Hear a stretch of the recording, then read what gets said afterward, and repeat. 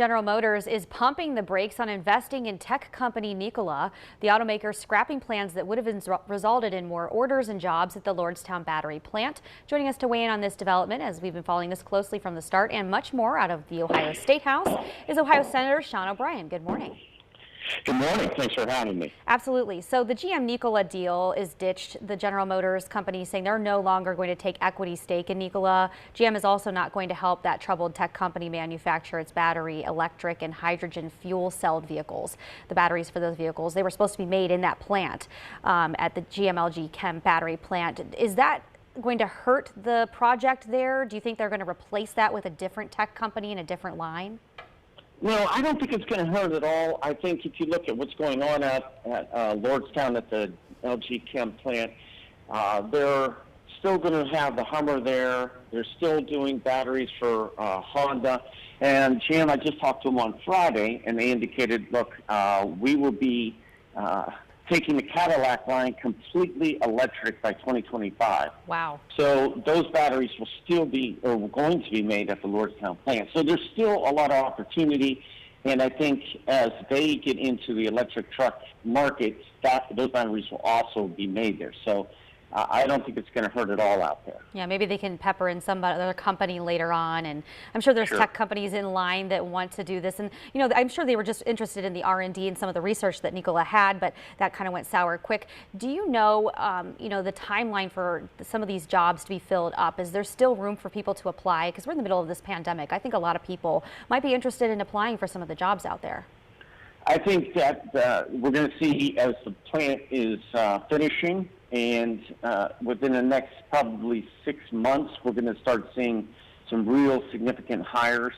And I think we're going to, with everything going electric now, we're going to see probably well over 1,500 jobs out there. So I think there's a lot of opportunity. It's just, we've got to get the plant built, and then we've got to get the infrastructure inside the plant. We've got some training. I think the training's going to start soon, and for the higher tech jobs, and I think we'll be up and moving within 6-7 months. It's pretty incredible to see all the development. When you drive on I-80, you can see the TGX Center on the other side, the construction for the plant. It's great news, though. Let's move on to another story. We've been reporting quite a bit recently on this show about the fight to repeal House Bill 6. That's also known as the nuclear bailout bill. Republican State Rep Jim Hoops is proposing that the state delay fees for that company for a year before it takes effect on January 1st. That would charge residential customers 85 cents a month on their electric bills across the state. Is this the best solution until you find a way to repeal House Bill 6? Well, I think it's a start, but I think the best way is simply repeal it. We've got bills out there. One I have sponsored, and it is a straight repeal.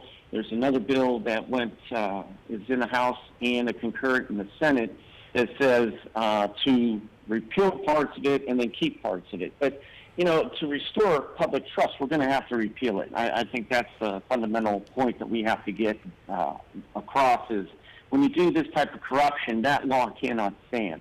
And then go back and look at it. But to do nothing and then steal for First Energy to get the benefit of what they've done is unconscionable. And a step through stop them from getting money is a step in the right direction, but a full foot forward would be to repeal the bill. Okay, are you seeing some opposition within the Republicans? What's slowing this down in terms of doing a full-out repeal? Because there are some mandates and different parts that different lobbyists got into the bill that people, some like, and that's really what's slowing it down. There's different mandates, like I said, that certain groups like, and they're putting pressure on the majority, and they're slowing it down. Oh boy, all right. Well, taxpayers are not going to like the sound of that. Let's move on to a bill that's linked to, we're going to talk about a different topic. Let's talk about the governor's handling of the coronavirus pandemic. We're entering the winter months. It's really cold out now. A lot of us stuck inside. Recently, we saw a surge of cases across the state and in the valley. So do you agree with the measures that have been taken so far? The curfew, should that stay in place? Is the governor doing enough, not enough? Where do you stand? Well, I think he's doing a decent job. I mean, it's very difficult to manage 11 million people, and you see the spikes that are going on even with the mandates in place. And when people don't take those serious, we have to add more and more stringent requirements. Full-time face mask, I think, is appropriate when you're outside. I think the governor, he could look at each area, and I think that's what he's doing, is saying, Cleveland's different from Youngstown, which is different from, Brookfield Township. I mean, how far down do we go?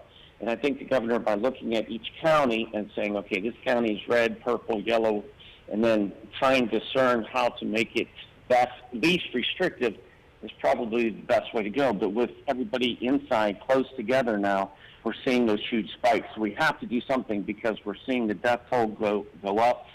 We're seeing hospitals inundated. My wife works at a hospital saying that there's no beds. So it's starting to become a very big crisis. I mean, it always has been, but it's really hitting a new stride that we have to get ahead of.